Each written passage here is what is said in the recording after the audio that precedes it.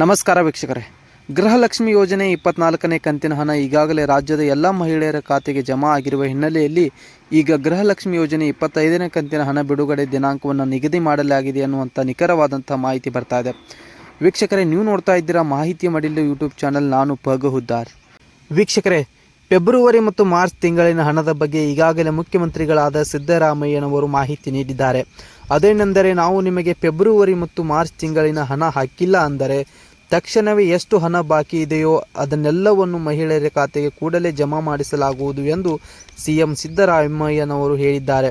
ವೀಕ್ಷಕರೇ, ಈಗಾಗಲೇ ಫೆಬ್ರವರಿ ಹಾಗೂ ಮಾರ್ಚ್ ಮತ್ತು ಅಕ್ಟೋಬರ್, ನವೆಂಬರ್, ಡಿಸೆಂಬರ್ ಒಟ್ಟು 5 ತಿಂಗಳ ಗೃಹಲಕ್ಷ್ಮಿ ಹಣ ಎಷ್ಟಾಗುತ್ತೆ ಅಂದರೆ ಒಟ್ಟು ಸೇರಿ 10,000 ರೂಪಾಯಿಗಳು ಇನ್ನೂ ಬಾಕಿ ಇದೆ. ಇದೆಲ್ಲವೂ ಒಟ್ಟಿಗೆ ಬಿಡುಗಡೆಯಾಗುತ್ತಾ?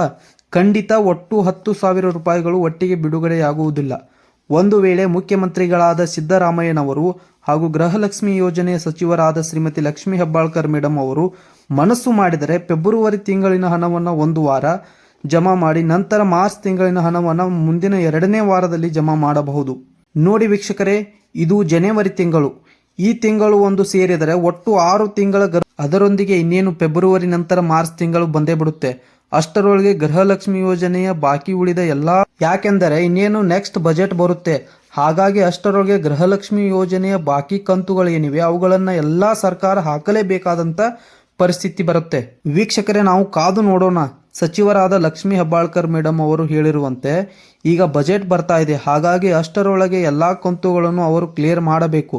ವೀಕ್ಷಕರೇ, ಗೃಹಲಕ್ಷ್ಮಿ ಯೋಜನೆ 25ನೇ ಕಂತಿನ ಹಣ ಇದು ಯಾವ ತಿಂಗಳಿನ ಹಣ ಎಂದರೆ ಅದು ಅಕ್ಟೋಬರ್ ತಿಂಗಳಿನ ಹಣವಾಗಿದೆ. ಇದು ನಿಜವಾಗಿಯೂ 100% ಸಂಕ್ರಾಂತಿ ಹಬ್ಬಕ್ಕೆ ಜಮಾ ಮಾಡಲಾಗುತ್ತದೆ ಎನ್ನುವಂಥದ್ದಿದೆ. ನೋಡಿ ವೀಕ್ಷಕರೇ, ಇದು 100% ಖಚಿತವಾದ ಮಾಹಿತಿಯನ್ನು ನಾವು ನಿಮಗೆ ಕೊಡ್ತಾ ಇದ್ದೀವಿ. 25ನೇ ಕಂತಿನ ಹಣ ಸಂಕ್ರಾಂತಿ ಹಬ್ಬಕ್ಕೆ ಖಂಡಿತವಾಗಿಯೂ ಬಿಡುಗಡೆಯಾಗುತ್ತದೆ. ವೀಕ್ಷಕರೇ, ಇದಾಗಿತ್ತು ಇವತ್ತಿನ ವಿಡಿಯೋ. ಮುಂದಿನ ವಿಡಿಯೋದಲ್ಲಿ ಮತ್ತೆ ಸಿಗೋಣ. ಅಲ್ಲಿವರೆಗೂ ನೋಡ್ತಾ ಇರಿ ಮಾಹಿತಿ ಮಡಿಲು ಯೂಟ್ಯೂಬ್ ಚಾನಲ್. ಮತ್ತೆ ಹೊಸ ಸುದ್ದಿಯೊಂದಿಗೆ ಸಿಗ್ತೇವೆ. ನಮಸ್ಕಾರ.